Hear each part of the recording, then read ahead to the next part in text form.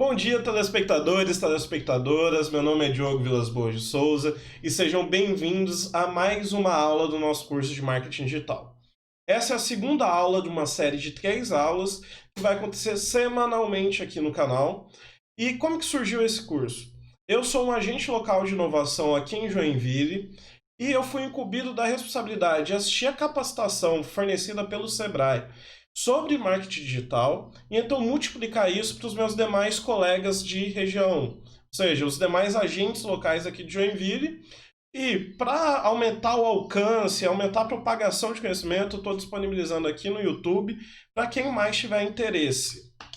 Hoje eu vou começar falando sobre os tipos de mídia. Quais são os tipos de mídia? Mídia online, né?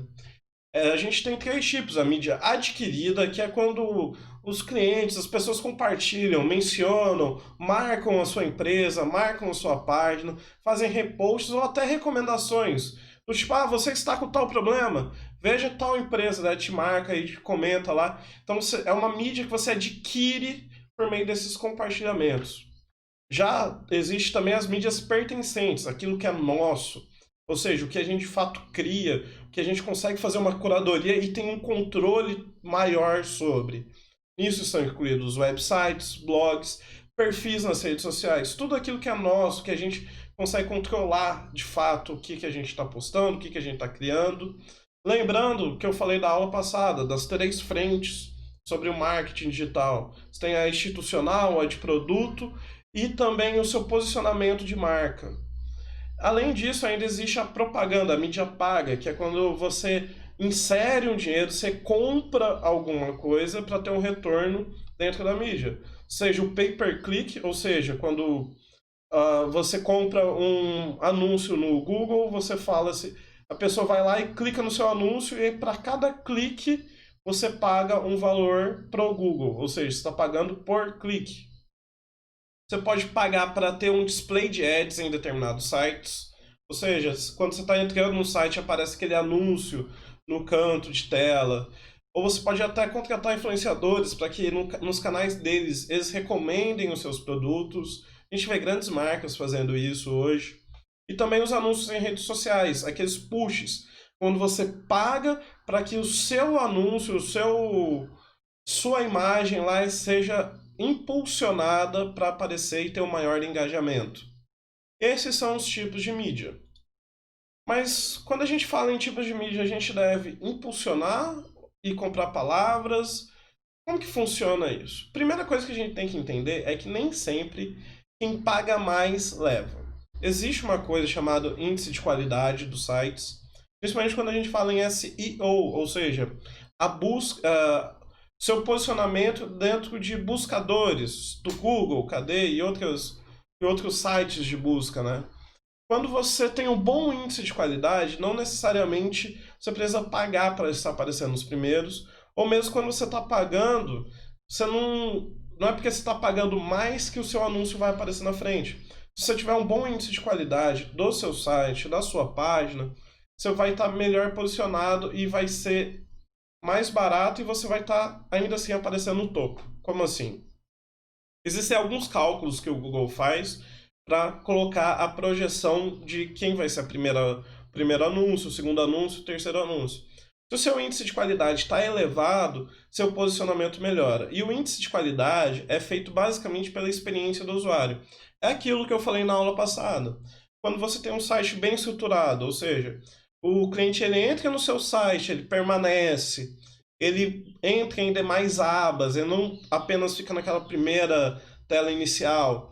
Se ele vai para outra aba, produtos, clicou. Isso vai mostrando que a qualidade do seu site é boa. Como assim? Se o cliente ele chega, vai, abre seu site e já sai, ele entende que não está legal, o que o cliente buscou não encontrou no seu site. Então, assim, quando a gente tem um site bem definido, e o que é estar bem definido? Você entra no site, você sabe para que existe aquele site. Não é daqueles tipos de que você tem que ficar lá indo, lendo, para aí sim entender o que é a proposta. Então, se eu vendo cartões de visita, quando a pessoa entra no meu site, ela teria que entrar lá e já ver, vendo cartão de visitas, os melhores cartões de visitas de Joinville. Alguma coisa que faça com que ela já entenda a finalidade do site. Também é bom entender a parte de segmentações. Para quem que você está querendo mostrar aquela propaganda? Não adianta você ter uma prestadora de serviços e colocar seus anúncios para aparecer para quem busca assuntos relativos a mercado financeiro, por exemplo. Você tem que entender a sua segmentação, os canais de busca que as pessoas usam. De repente a pessoa não usa o Google, às vezes ela usa o Zoom para pesquisar os melhores preços. Enfim, você tem que entender qual que é os canais de busca que a pessoa usa, além dos tipos de mídia. Para fazer tudo isso, eu acho importante vocês darem uma olhada na minha aula que eu falei sobre mapa da empatia. Quando você faz o mapa da empatia, você faz esse tipo de pergunta. Onde que o meu cliente está? O que que ele vê? O que que ele olha? E quando você começa a entender isso, você começa a ter um posicionamento melhor. E lembra, pessoal, testar não é sinônimo de perder dinheiro. Como assim testar não é sinônimo de perder dinheiro? Você tem uma propaganda legal que você quer lançar, de repente, no LinkedIn. Joga lá, testa, coloca, sei lá, R$50, R$100, coloca um valor para você conseguir testar aquele anúncio. Veja o retorno. Como que você pode ver o retorno? Pela taxa de conversão, pelo engajamento. E lembra do que eu falei na aula passada. Cuidado com as métricas de vaidade. Como assim métricas de vaidade?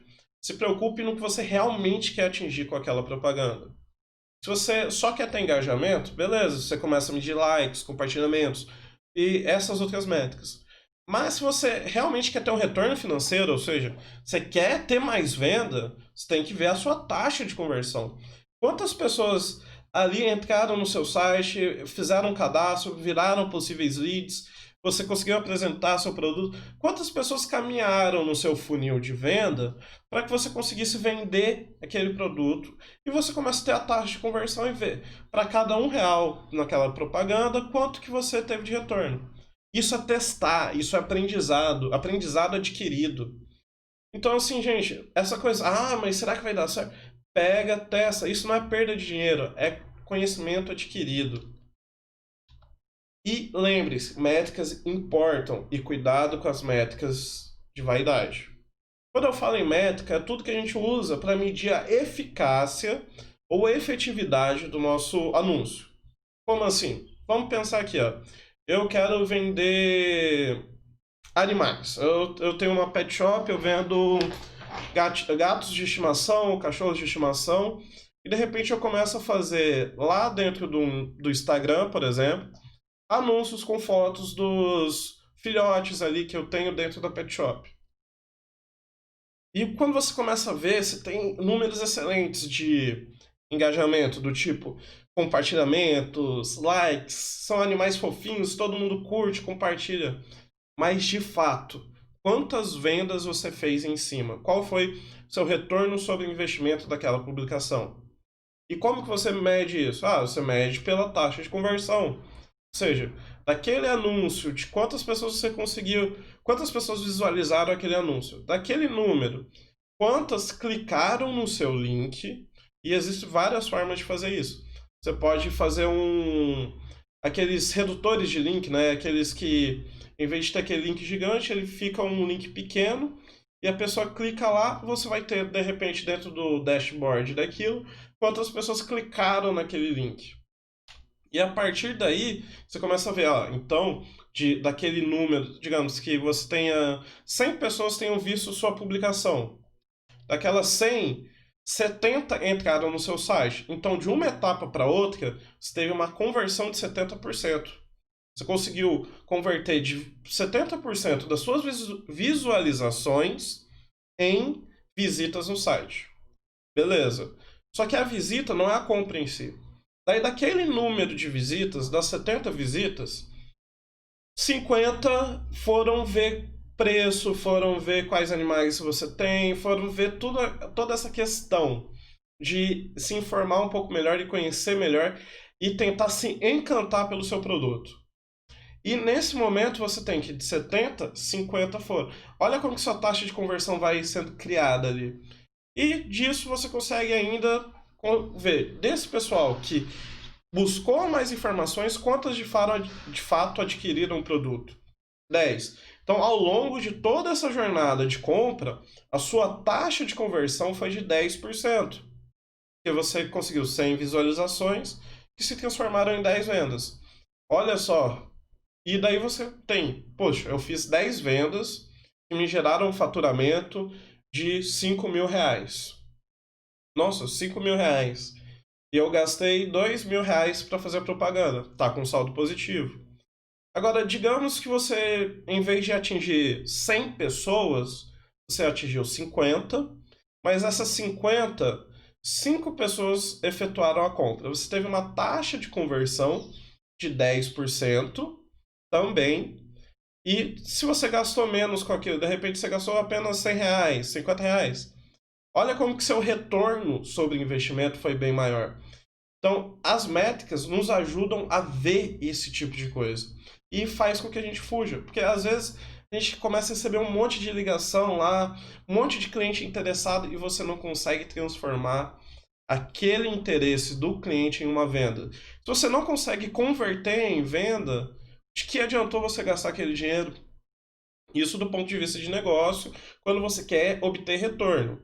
Existem pessoas que querem primeiro estabelecer a marca, daí é outra conversa. Mas quando você busca um retorno de fato, você tem que analisar isso. Porque às vezes não é o que está dando o maior engajamento, que é o que está trazendo o que você realmente quer. Às vezes o que você realmente quer é a venda e gastando menos você vai ter uma venda melhor. E por isso que você tem que fazer os testes, que são conhecimentos adquiridos, ou seja, testando propaganda A, testando propaganda B, coloca 50 reais aqui, 50 ali, anota, acompanha e faz a gestão disso por meio de métricas. Fujam daquele conceito, parece que melhorou, a gente sente que melhorou, de fato tem mais gente procurando. Mas e aí, quais são as métricas? Às vezes vocês estão gastando mais do que estão faturando. Tenho que ter esse cuidado também. E lembrando, a gente cresce junto com os nossos indicadores. Então, o engajamento e o dinheiro, eles não estão diretamente relacionados. É o que eu falei agora há pouco. A gente tem que tomar muito cuidado com isso. Quando a gente fala em engajamento, a gente pode ter engajamento excelente, mas se não é transformado em venda, do que adiantou? Mas daí vem a pergunta: o que o seu negócio precisa? Olhe para si mesmo. É aquela coisa. Primeiro a gente começa de uma análise, de uma autoanálise do nosso negócio e começa a se perguntar o que o meu negócio precisa. Ele precisa ser reconhecido na região porque ninguém o conhece. É o caso de muitas startups que vêm com produtos muito diferentes. Ou você precisa que as pessoas visitem o seu local, você precisa que as pessoas é, vejam o valor para ver que o seu custo-benefício é melhor do que o dos outros. Você tem que primeiro olhar para o seu negócio e entender o que ele precisa. Ele precisa de engajamento, ele precisa impulsionar vendas, ele precisa impulsionar visitas. O que você precisa? E comece a entender os padrões. E como que você entende os padrões? Você começa a ver o perfil. Quando você tem um site, existem várias ferramentas que nos ajudam a entender o perfil das pessoas que visitam os nossos sites, do tipo, qual que é a faixa etária, que região do país. De repente você tem um negócio local aqui em Joinville, mas sua propaganda está sendo disseminada em São Paulo. Por quê? Porque você, sei lá, nasceu em São Paulo, se mudou para cá tem, sei lá, 2 anos, e todas as pessoas que seguem sua página são de São Paulo, e você só faz venda local. Do que adianta? Do que adianta você ver isso, entendeu? Do que adianta você impulsionar sua marca para ser reconhecida em pessoas de São Paulo se você está aqui? Então, é esse tipo de coisa. Então, você começa a entender os padrões da sua marca. Daí, com isso, você vai tomando decisões mais assertivas. E você começa a ver as métricas que te fazem sentido. Cliques, acessos a site, ligações. Quais são as métricas que fazem sentido para o seu negócio? Quais são os indicadores? E lembre-se, cada canal possui seu próprio painel de dados. Como assim painel de dados? Façam contas comerciais. As contas comerciais, elas permitem que você tenha uma análise de um painel sobre impacto, pessoas que estão vendo. Você consegue fazer toda uma análise em cima do seu anúncio, da sua página, do seu posicionamento. Então, por isso é importantíssimo a gente ter essas contas comerciais e ter elas vinculadas ali para que você consiga ver o painel de dados, ver as suas métricas, ver como que cada anúncio está reagindo perante ao seu público. E aqui, quando a gente fala em perante ao público, a gente tem que começar a falar um pouquinho de branding. E dentro de branding existe a nossa voice brand, né? E o que é isso? O que é? Quando a gente fala disso, a gente tem que olhar aqui 4 pilares.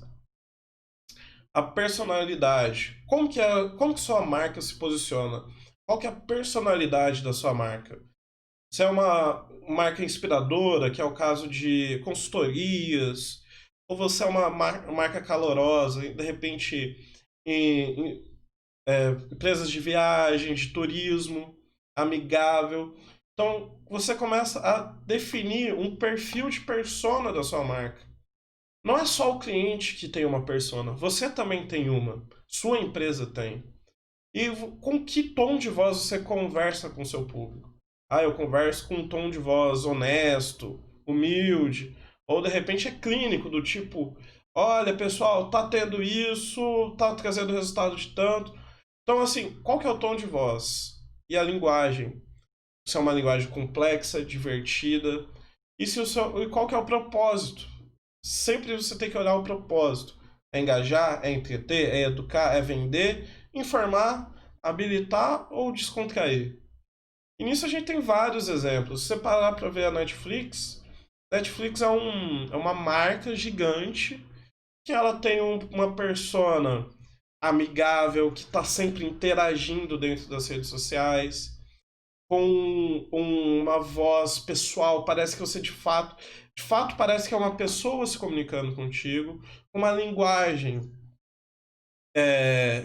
simples e também com o propósito de entreter, de engajar, porque é o produto deles. O produto deles é entreter. E eles vão se posicionando sua marca dentro das redes sociais, seguindo essa linha de pensamento.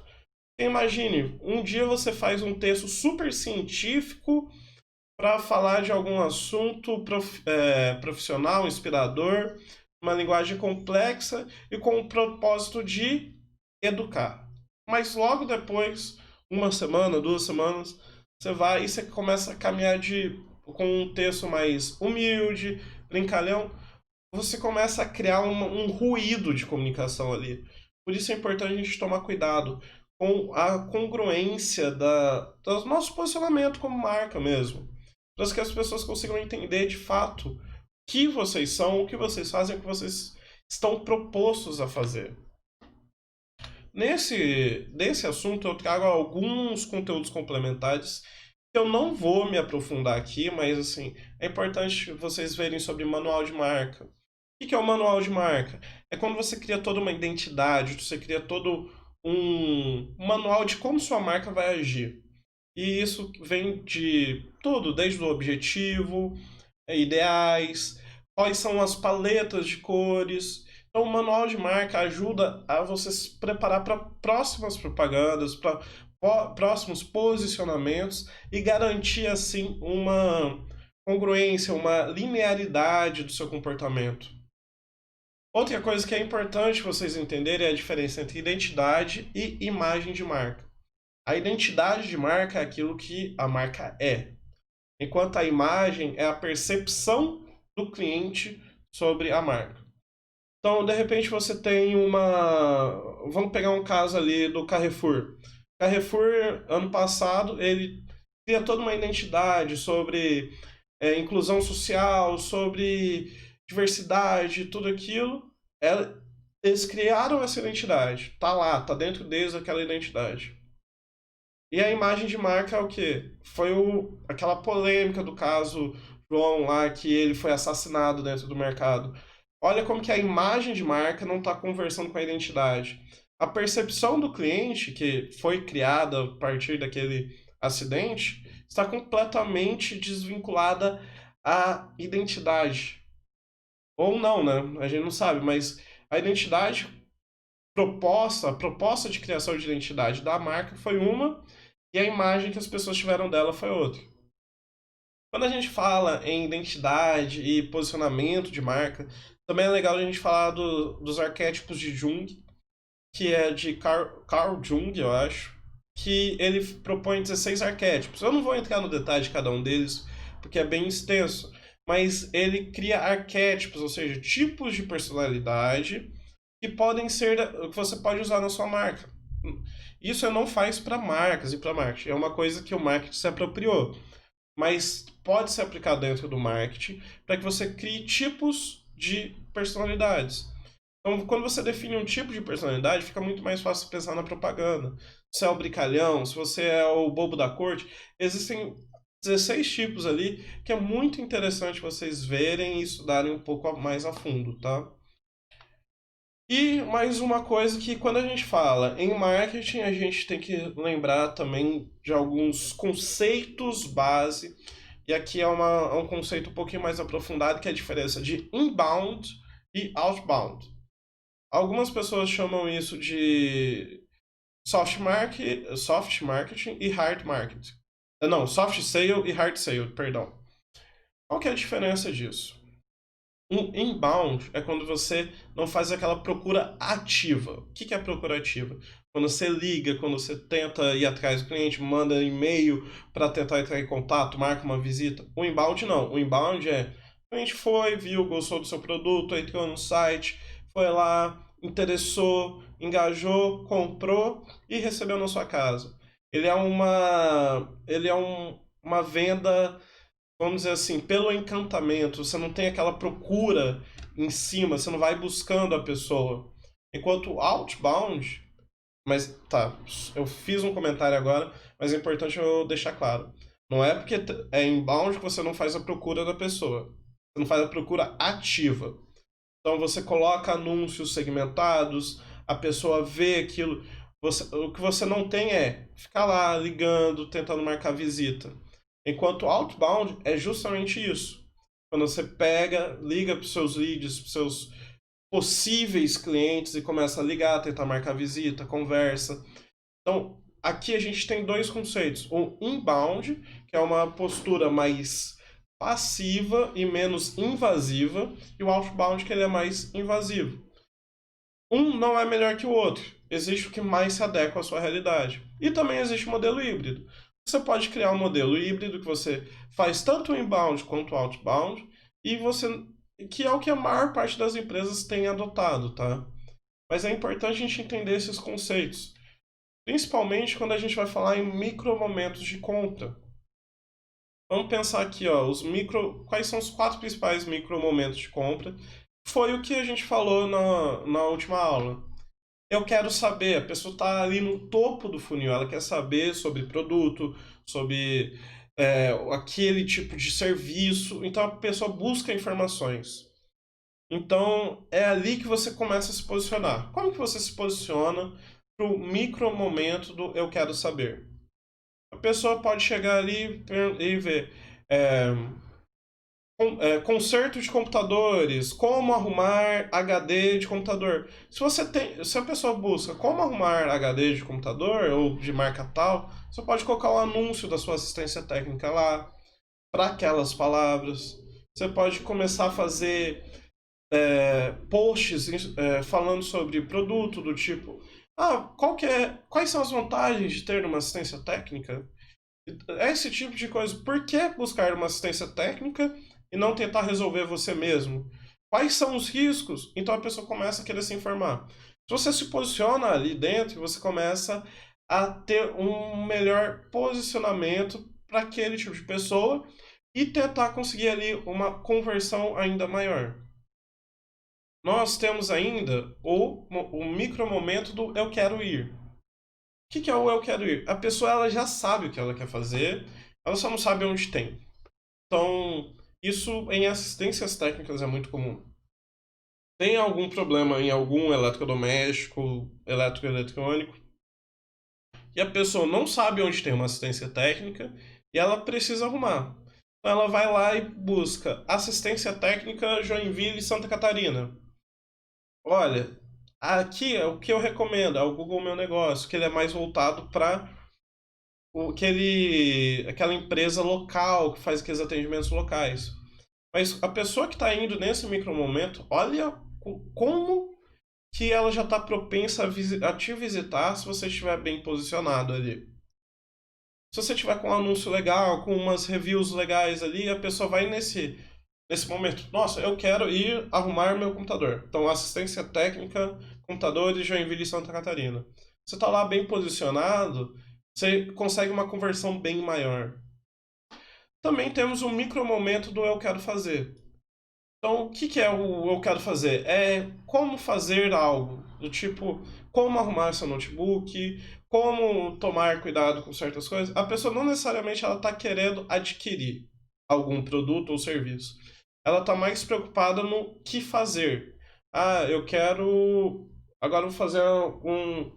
Durante a pandemia, muita gente começou a pesquisar sites de como fazer produtos. Eu mesmo fiz o meu ring light aqui a partir de um vídeo do YouTube que ensinava a fazer um ring light caseiro, aquela ferramenta de iluminação e tudo. Se você tem um site que está posicionado e que você sabe, por exemplo, que as pessoas estão buscando como fazer lives, e você fala sobre. Você vende um software de análise de lives ou alguma coisa relativa a isso, você pode colocar os seus anúncios posicionados ali. Então, muita gente começou a empreender. Daí você coloca lá, marketing digital, como fazer marketing digital da minha própria marca. Daí vai aparecer ali, se você for uma empresa de consultoria disso, você pode colocar seu anúncio ali para as pessoas que estão pesquisando. E agora vamos falar do seguinte: digamos que você é uma agência de viagem. A pessoa quer saber como fazer um mochilão pela Europa. Daí você vai e coloca seu anúncio ali. Olha só, você pode fazer isso tudo, você pode buscar uma agência de viagem que vai facilitar a sua vida e coloca e se posicionar dentro daquilo. Já o micro momento do eu quero comprar já está lá no fundo do funil. Normalmente são pessoas que procuram influenciadores de decisão. Como assim? Eles vão procurar opiniões daquele produto. Por isso é muito bom a gente se preocupar com a qualidade dos nossos produtos. Como tem sido o atendimento daquela loja, o que que as pessoas falam sobre aquilo, preço. Hoje, dentro do e-commerce, os pilares das competições estão principalmente em preço, tempo de entrega e atendimento. Então, as pessoas estão cada vez mais olhando para isso e buscam na internet como, como fazer essa decisão. Então, elas vão no Eu Quero Comprar, então às vezes elas buscam tipo o Buscapé ou o Zoom, que são sites que comparam valores para ver qual que é o produto mais barato. E esses micromomentos de compra é importantíssimo vocês entenderem como que eles se adequam à realidade da sua empresa, da sua marca, do seu produto. Se você conseguir entender esses micromomentos e como eles se relacionam com a sua marca, você começa a ter um marketing mais efetivo. E mais uma vez a gente tem que falar do funil de vendas. Quando a gente fala de um funil, a gente tem o topo do funil, que é as pessoas desconhecidas, e que você começa a fazer um trabalho de atrair. Quais são as etapas do funil? É atrair, converter, fechar, encantar e depois você ter, por fim, os promotores da sua marca. Então vamos falar primeiro do atrair. As pessoas têm que conhecer a sua marca. Então você se posiciona nas redes sociais, coloca a palavra-chave, otimiza o seu site para as buscas, coloca blogs com conteúdos interessantes para quê? Pensando naqueles micro momentos de compra, como que você consegue atrair as pessoas que estão naqueles momentos para dentro do seu funil? E a partir do momento que você atrai, que você consegue uma visita, você consegue uma visita no seu site, você tem que converter essa visita de alguma forma. Seja por meio de landing pages, que são. Acho que vocês já viram, vocês, por exemplo,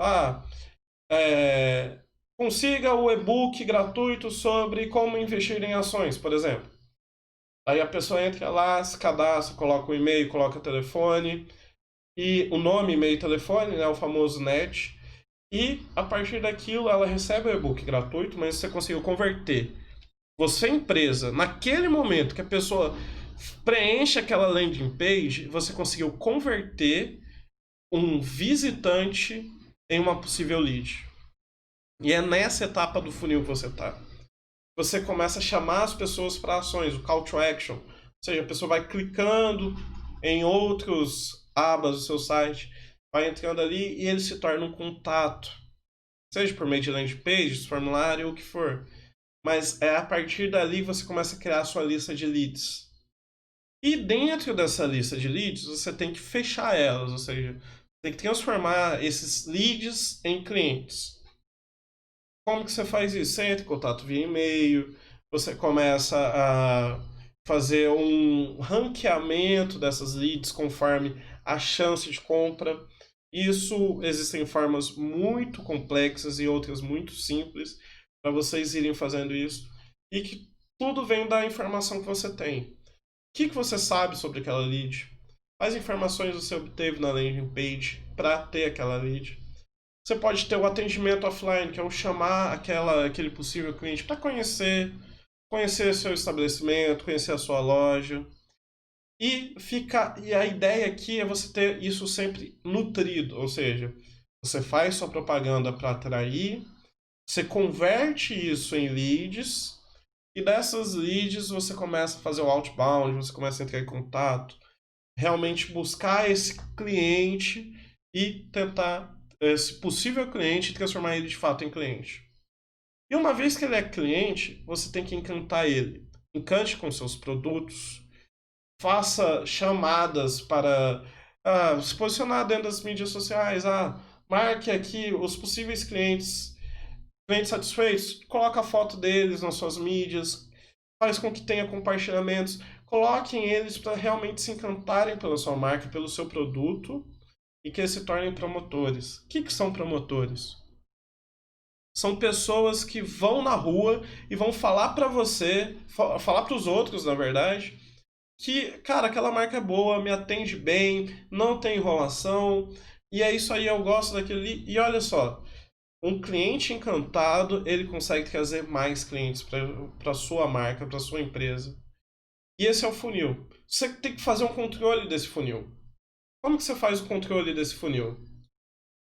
O controle desse funil você pode fazer por planilha, de várias formas, mas a ideia é você seguir essa lógica. Primeiro você atrai, depois você converte, fecha e encanta. Como fazer isso? Se posiciona, começa a acompanhar quantas visitas você tem no seu site, vai vendo se as palavras-chave estão legais, se precisa de uma otimização para ter mais visitas. E começa a ver quantas dessas visitas você consegue converter para uma landing page, virar uma lead de fato. Então, a partir dali você já consegue ter um controle maior disso. Coloca planilha. Tivemos tantas visitas em tal dia por conta de propaganda tal. A gente conseguiu dessa propaganda converter em tantos leads e vai fazendo esse acompanhamento, essa gestão desse funil, para quê? Para você ter uma propaganda mais efetiva. E essa é a ideia do funil, pessoal. Vocês têm que tomar cuidado para usar o funil de uma forma inteligente e acompanhar. Fazer a gestão e ter métrica. Tenham métrica para cada uma dessas etapas. Tenham bem definidos o que é atrair, converter e fechar. Não adianta você atrair, colocar que você conseguiu converter aquele visitante em lead, se a pessoa colocou no telefone dele 1, 2, 3, 4, 5, 6. Então, assim, vocês têm que ter bem definidos o que é cada etapa, para que vocês também não se enganem na perspectiva de achar que está tudo indo bem, mas não está indo tanto. Um funil bem nutrido, ciclo, que vai funcionando bem, mostra a saúde da empresa, mostra a qualidade das vendas e do comercial da empresa. Ainda quando a gente fala disso, a gente tem que sempre ficar atento às seguintes questões. O topo do funil é os visitantes, as leads, e são pessoas que são possíveis clientes, estão longe ainda de fazer a compra. O meio do funil são as pessoas que estão considerando a sua solução E no fundo do funil você tem os seus clientes. Eles já estão na hora da decisão de compra. E dentro disso você tem a jornada. Qual que é a jornada de compra? O que o cliente vivencia ao passar por esse funil? O cliente, primeiro ele tem o aprendizado e descoberta. Ele se interessa pelo tema, pelo produto, pelo serviço que você está oferecendo. E é isso a primeira etapa da jornada de compra do seu cliente. E ele está lá no topo do funil realizando isso. Ele reconhece o problema que ele tem e ele começa a buscar informações sobre o produto e o serviço. E ali, nesse instante, ele está no meio do seu funil. Porque está considerando a sua solução. Ele está ali, ele começou a se informar, está lá buscando.